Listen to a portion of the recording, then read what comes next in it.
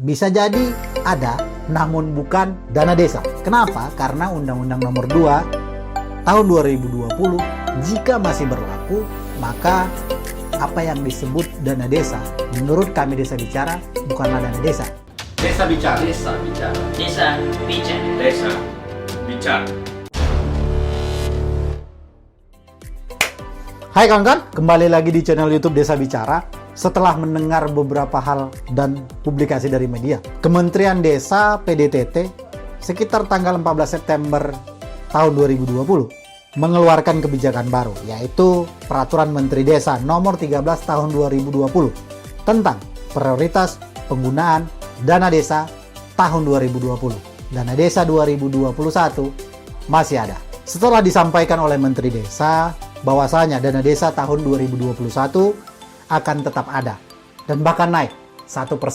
Maka tidak lama setelah itu Kementerian Desa langsung mengeluarkan kebijakan terkait prioritas penggunaan dana desa ini. Peraturan Menteri Desa ini seperti yang kami sampaikan di depan tadi, bernomor 13 tahun 2020 tentang prioritas penggunaan dana desa untuk tahun 2021. Menjadi acuan bagi kawan-kawan pemerintahan desa dalam merencanakan kegiatan melalui pendanaan dari dana desa. Tentunya dengan adanya Permendes ini mengindikasikan secara kuat dan menjamin bahwasanya dana desa untuk tahun 2021 masih ada. Bisa jadi ada, namun bukan dana desa. Kenapa? Karena Undang-Undang Nomor 2 Tahun 2020 jika masih berlaku, maka apa yang disebut dana desa menurut kami Desa Bicara bukanlah dana desa jika undang-undang ini masih berlaku. Undang-undang desa dengan tegas menguatkan desa dengan subsidiaritas dan rekognisi. Penguatan kewenangan desa harus tetap dijunjung tinggi, terutama ketika melihat dana desa. Mari kita lihat beberapa hal dalam Peraturan Menteri Desa Nomor 13 Tahun 2020 ini yang ditetapkan pada tanggal 14 September 2020 yang lalu. Peraturan Menteri Desa PDTT Nomor 13 Tahun 2020 tentang prioritas penggunaan dana desa tahun 2021 terdiri dari 8 bab dan 18 pasal. Secara sederhana, prioritas penggunaan dana desa ini diatur dan diurus desa berdasarkan kewenangan desa.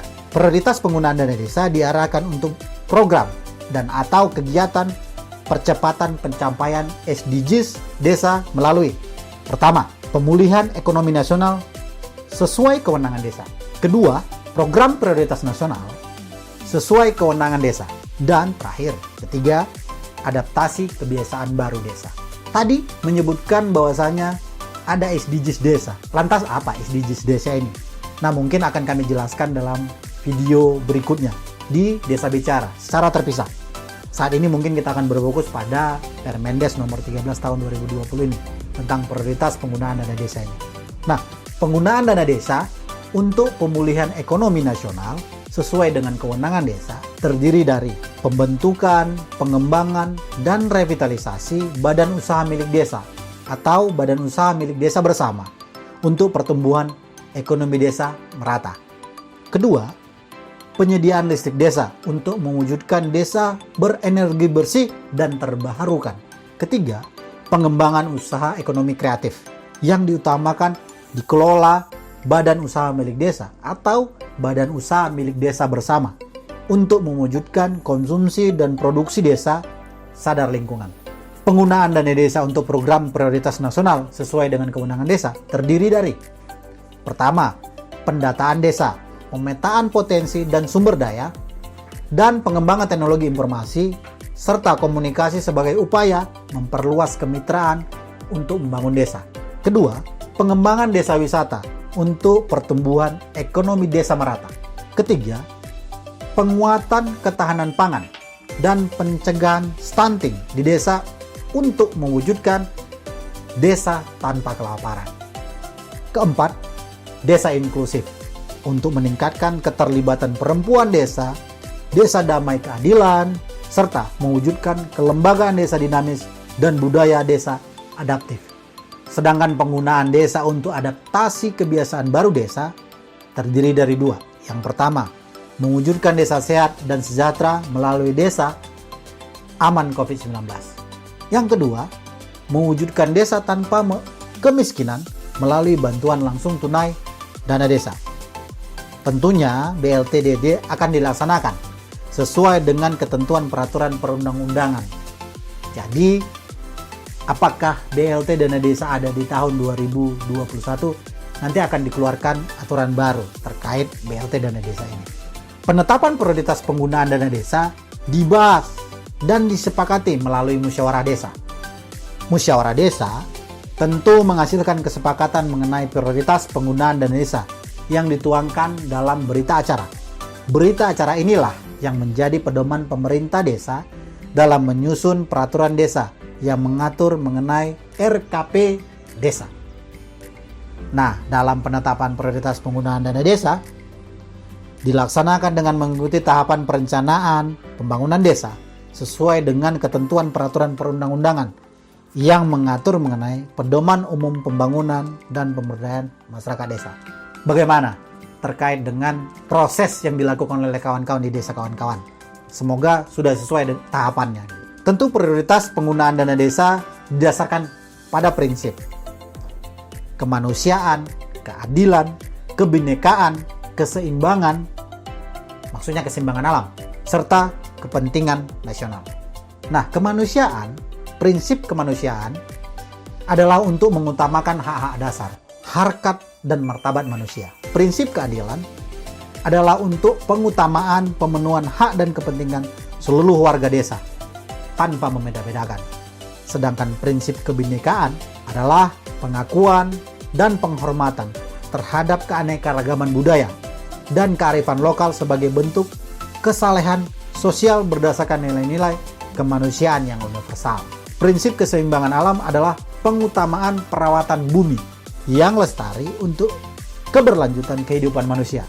Sedangkan prinsip kepentingan nasional adalah pengutamaan pelaksanaan kebijakan strategis nasional untuk mewujudkan kesejahteraan rakyat. Itu adalah 5 prinsip dalam prioritas penggunaan dana desa. Masyarakat desa berpartisipasi dalam penetapan prioritas pembangunan dana desa di desanya masing-masing. Bahkan pemerintah desa berkewajiban untuk melibatkan masyarakat dalam penetapan prioritas penggunaan dana desa ini.